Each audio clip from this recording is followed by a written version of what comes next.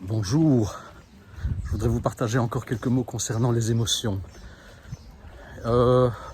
Selon nos perceptions, selon nos regards, selon notre entendement, selon nos croyances, selon les petits tours que l'on se joue à soi-même, il y a 4, 5, 6, 7 émotions ou plus. Je ne vois que 3 émotions. D'ordinaire, ce qui est reconnu comme étant en cours, ce sont les 4 émotions fondamentales. La peur, la tristesse, la joie et la colère. C'est ce qui est reconnu dans notre sagesse empruntée. C'est ce que nous apprenons, c'est ce que nous croyons. Et je ne vois que 3 émotions. Il y a la peur, la tristesse et la colère. La joie n'est pas une émotion. La joie est notre nature profonde.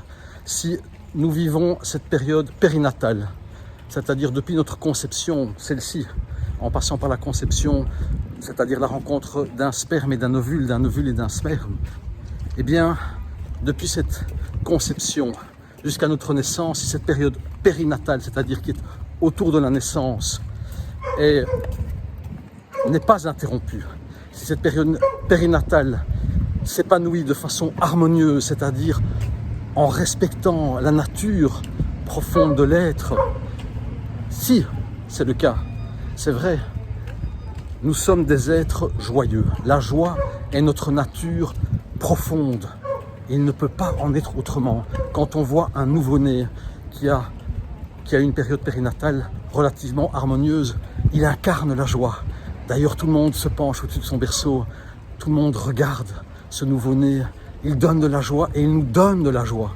Juste à travers qui il est. Il n'est que joie. La joie est notre nature profonde et il nous faut, pas au nom d'une morale, ce n'est pas un devoir religieux, idéologique, quel qu'il soit. Nous devons, d'un point de vue existentiel, pour nous-mêmes, par respect pour notre nature propre, pour celle des autres aussi, nous pouvons, disons, retrouver cette joie. Si nous le pouvons, comme nous le pouvons, malheureusement, toutes les émotions sont des entraves à cette joie première. Toute notre culture, notre savoir, nos expériences personnelles, qui parfois sont douloureuses, tout ce qu'on a appris sur les bancs d'école, notre éducation nous éloigne de cette joie.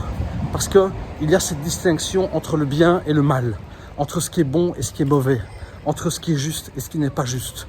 Il y a ces jugements de valeur, il y a tout ce savoir emprunté. C'est vrai, c'est le propre du savoir. Le reste est le fruit de notre expérience. Et le fruit de notre expérience, c'est la connaissance. La sagesse, c'est la connaissance. C'est le fruit de nos expériences personnelles. Le reste, c'est le savoir. Je ne dis pas que le savoir est de moindre importance.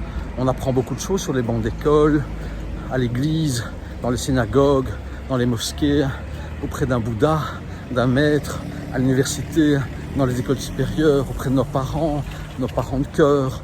Enfin, nous apprenons beaucoup de choses tout au long de notre vie, ça nous donne un grand savoir, c'est vrai. Mais notre connaissance véritable est le fruit de notre expérience.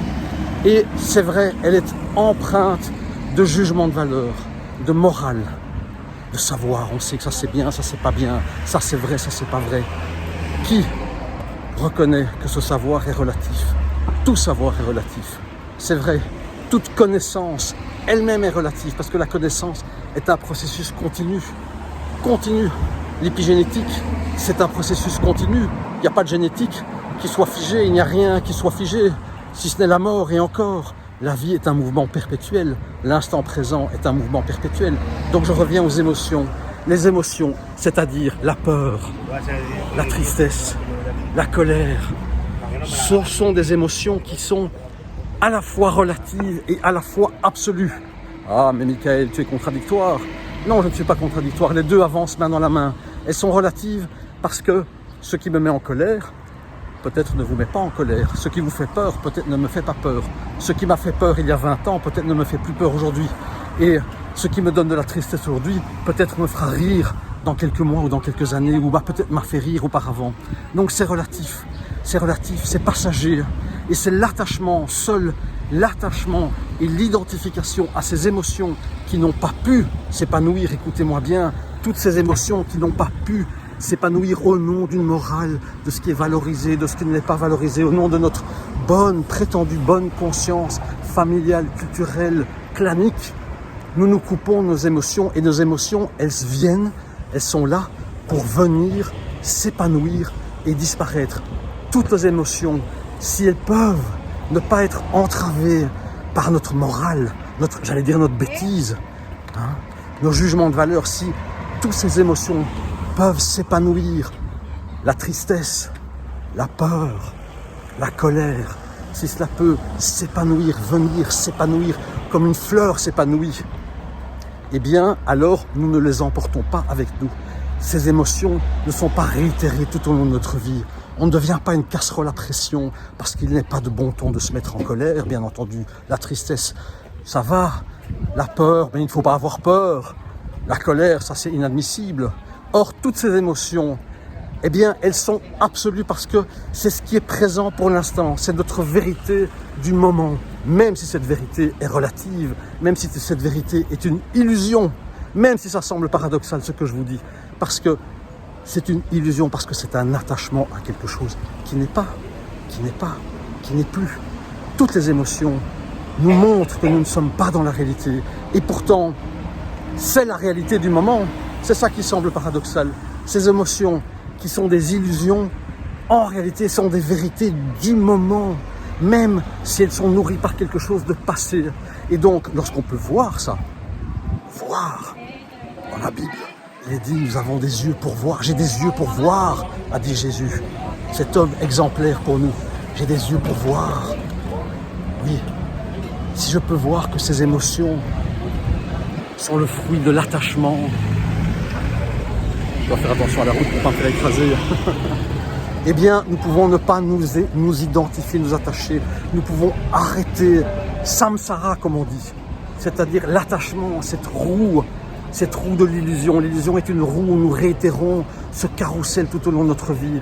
Et lorsqu'on peut voir que ces émotions sont des attachements à des événements passés, que nous réitérons, que nous rejouons dans notre vie, avec notre couple, avec nos partenaires, avec notre famille d'origine, avec notre famille actuelle, au travail, dans nos relations, alors on peut peut-être, si ce n'est pas se libérer, s'alléger de ces émotions. Et moi j'honore toutes les émotions, la peur, la tristesse et la colère. Elles viennent, nous pouvons leur dire oui, bienvenue, tu es à moi, tu n'es pas moi, je te prends, tu es une vague qui me prend, eh bien je te prends, je prends cette vague.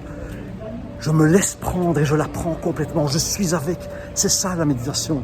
Être avec cette émotion sans être identifié. C'est une vague. Et quand on la laisse s'épanouir, elle disparaît. Et alors, peut-être, seule la joie persiste. C'est notre nature profonde. C'est mon invitation en constellation familiale. C'est de poser un regard neuf là-dessus. De permettre à ces émotions de s'épanouir. Toujours, je travaille d'abord avec ceux qui ont une émotion forte. Parce que quand nous sommes dans l'émotion, nous sommes dans l'illusion. C'est la vérité du moment, mais c'est l'illusion. Dès qu'on est désillusionné, les émotions disparaissent. Oui, elles disparaissent. Et alors, nous pouvons prendre une bonne place. Nous pouvons donner aux autres une bonne place, nourrir des liens et des dynamiques qui sont au bénéfice de tous. Je vous remercie et à bientôt.